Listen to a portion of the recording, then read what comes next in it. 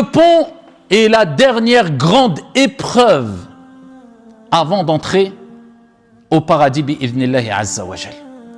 Certains savants ont dit que seuls les croyants passeront par le pont. Ceux qui n'avaient pas cru, eh bien, ne passeront pas par le pont, puisque leur compte aura déjà été rendu bien avant cela. Mais ceux qui étaient parmi les croyants, parmi les musulmans, ceux qui ont suivi leur prophète, devront passer cette grande épreuve qui est le pont As-Sirat.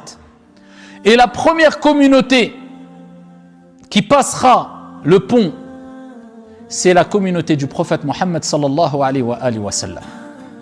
Et le pont, comme l'a décrit le prophète alayhi salatu wa sallam, il est fin comme la lame de l'épée, dangereux et glissant. Les gens vont le traverser en fonction de leur lumière. Et ils auront une lumière, puisque ça sera un moment où il n'y aura que obscurité. En fonction de leur lumière, ils passeront le pont et ils auront de la lumière en fonction des bonnes œuvres qu'ils ont accomplies ici-bas. Plus la personne a accompli de bien, et plus elle aura la chance d'avoir de la lumière qui lui permettra de passer le pont. Et moins elle aura accompli de bien, et moins elle aura de lumière, jusqu'à ce que certaines personnes n'auront plus aucune lumière. Et le prophète alayhi salatu wa salam, dans différents hadiths, il nous rappelle que les gens passeront le pont à une vitesse qui correspondra encore une fois à leurs œuvres. Certains passeront le pont dans un hadith comme une étoile filante, dans une version comme un éclair. D'autres passeront le pont comme le vent. D'autres passeront le pont en courant. D'autres en trottinant. D'autres en rampant, selon, encore une fois, leurs actions. Mais ce qui est le plus terrible, c'est que le pont sera au-dessus de l'enfer. Et Allah Azza wa Jalla l'a rappelé quand il dit dans le Coran, wa in minkum illa wariduha. Il n'y aura personne qui ne passera pas par le pont. Kana ala rabbika hatman maqdiya. C'est une sentence irrévocable de la part de ton Seigneur. Et ô combien sont les compagnons qui ont pleuré quand ils lisaient ce verset coranique, parce qu'ils se disaient, ça veut dire qu'on va voir quelque part l'enfer. Et donc on devra passer ce pont-là, tout en sachant que de chaque côté de ce pont, il y aura d'un côté les liens de parenté, silatul rahim, et de l'autre côté, al-amana, le dépôt. Et les prophètes seront présents et diront Allahumma sallim sallim, Allahumma sallim sallim. Oh Allah, préserve, oh Allah, préserve. Ils souhaiteront que leur communauté soit sauvée. Et chacun, comme j'ai dit précédemment, selon ses actions. Celui qui a été ferme ici-bas, sur la droiture, sera ferme au jour de la résurrection, lors de cette dernière épreuve sur le pont. Et en plus de toutes ces difficultés, il y aura à droite et à gauche, il y aura les liens de parenté et al-amana. Pourquoi ? Parce que les liens de parenté réclameront leurs droits. Et al-amana réclamera son droit aussi, le dépôt. Tout en sachant que sur le pont, comme le prophète alayhi salatu wa salam a dit, il y aura des crochets. Certains seront griffés et d'autres seront tirés par les crochets jusqu'à tomber dans le feu.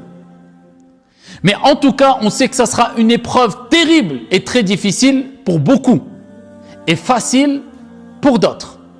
Al-amana, le dépôt, réclamera son droit, le dépôt. Le dépôt de manière générale. Les actes d'adoration, les responsabilités, les engagements, les paroles, tout ce qui concerne les dépôts. Et silatul rahim, les liens de parenté. Ils réclameront leur dû, leur droit. Est-ce que tu as préservé les liens de parenté? Et quand on parle des liens de parenté, on parle particulièrement des parents, des grands-parents, des enfants, des petits-enfants, des frères, des sœurs, des oncles, des tantes, des neveux et des nièces, pour pas élargir, selon une autre version ou une autre parole des savants. Est-ce que tu as coupé les liens de parenté avec quelqu'un? Oui, mais lui a coupé les liens. Mais le prophète alayhi salatu wassalam a rappelé que garder les liens de parenté, préserver les liens de parenté, ce n'est pas rendre l'appareil, c'est-à-dire de réagir en bien envers celui qui est déjà bien avec toi parmi ta famille ou ceux de ta famille. C'est de maintenir les liens quand on les coupe. Pose-toi la question. Est-ce que tu as coupé les liens de parenté avec quelqu'un dans ta famille?